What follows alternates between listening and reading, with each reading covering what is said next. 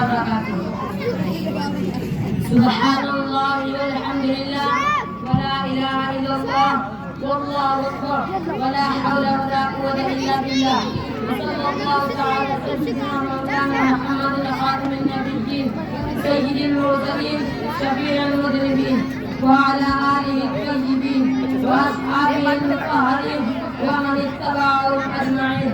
أما بعد، أيها المستمعون الكرام، إن من آداب المعاشرة الإسلامية إصلاح القلب، ومن إصلاحه التوبة عن المعاصي إلى ربه. فقد قال رسول الله صلى الله عليه وسلم: كل بني آدم خطاء وخير الخطائين التوابون. وقال عليه الصلاة والسلام: إن الله يقبل توبة العبد ما لم يغرر.